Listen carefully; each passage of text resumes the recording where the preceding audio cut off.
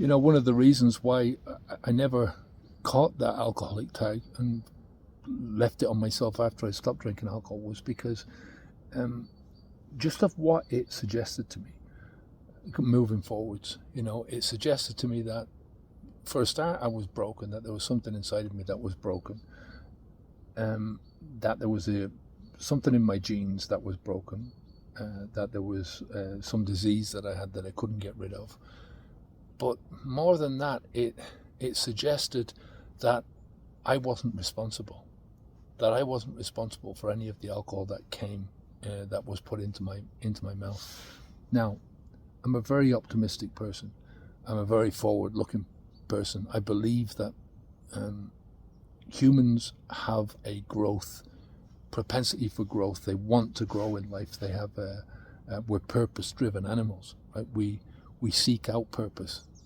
Hence why we've got the big brains, the big thinking brains. Otherwise we'd just be, there's a theory called the triune theory, which means that you've got this old brain in the back, which is responsible for your heartbeat, your breathing, all the fundamental things about you staying alive. Then on top of that, you've got the emotional brain, right? The mammalian brain, they call it. And that is responsible for all your emotions, right? So it will push you forward. So fear on one side and then happiness on the other side. And these things are competing, but they're moving you towards, hopefully, not getting eaten by other animals. And then on top of that, you've got the thinking brain, the rational brain, the frontal cortex. And that is responsible for you thinking and thinking through what's happening to you. Let's just say, for instance, we're living in a world now where we're still being dictated to by our emotional brains, but you can rationalize these things and you can say to yourself, well, that fear is not really appropriate, right, in this situation, because I'm not really, when I'm in debt, I can get myself out of it, right? It's not really, there's no animals going to come and eat me. Maybe in this place there might be, but I haven't seen any yet. We're more than likely going to get hit by a cyclist or something like that here. They come down here like the clappers. This is all the way down the side of a mountain through the trees and stuff. All young lads on mountain bikes, top speed. I mean, nutcases. But it's only that kind of a nutcase stuff that you can do, where you can, talking about the triune brain, you can divorce your emotional brain from reality, divorce the fear from. I mean, that's proper fear. But the responsibility part of this, that never sat well with me, because, like I said, this is something that I believe that, if you want to get where you want to go in life, you've got to strip yourself of excuses. You've got to strip all the negative narrative out of your brain, or as much as you possibly can, and replace it with forward-thinking, positive things that are going to unlock your potential. Like we've said in previous videos, the potential is only there, right? It's not, you have to make that potential come out in reality. And the only way you do that is by working on it, right? That's what we say. Stop the flow, do the work, move on. The work is all about that, unlocking your potential, taking away the things that are going to lock up your potential. So all the negative emotions, all the negative thoughts, all the barriers that you put in your own way, and unlocking all the positive stuff, all the things that are the self-efficacy, the self-belief, the self-confidence, all that kind of stuff that is going to move you forwards and make it easier for you to move forwards. So this idea of the alcoholic, I'm just not having it. Every drop of alcohol that I ever put into my mouth was put there by me. I knew what I was doing.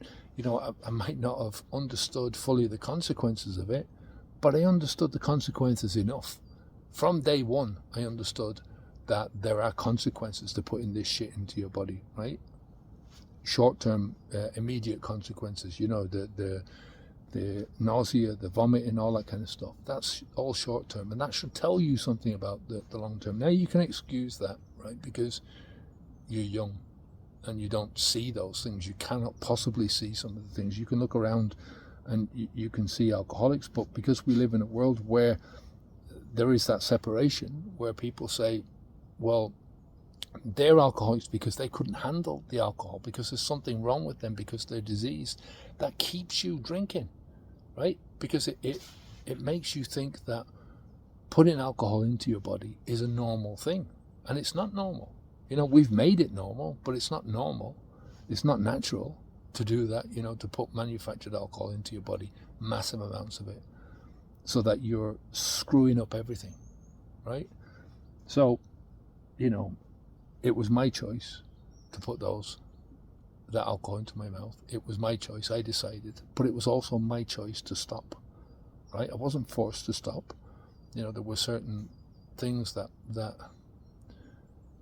were pointing in the right direction and saying to you, you must stop doing this, because, A plus B plus C, if you keep doing this, now you understand enough to know that the consequences of what you're doing are going to get worse.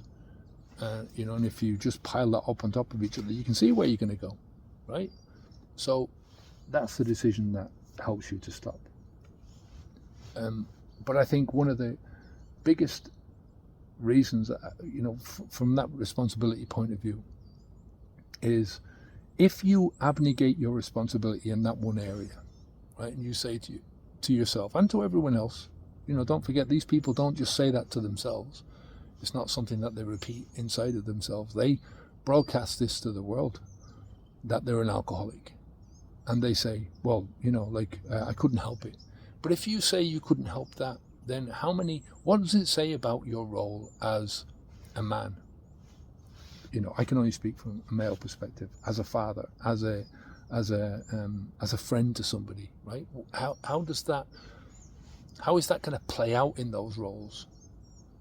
When you're trying to teach, on one hand, responsibility in your children, you're trying to say to yourself, well, I'm responsible for getting towards my goals, but at the same time you're accepting something inside of yourself which says that you're not responsible.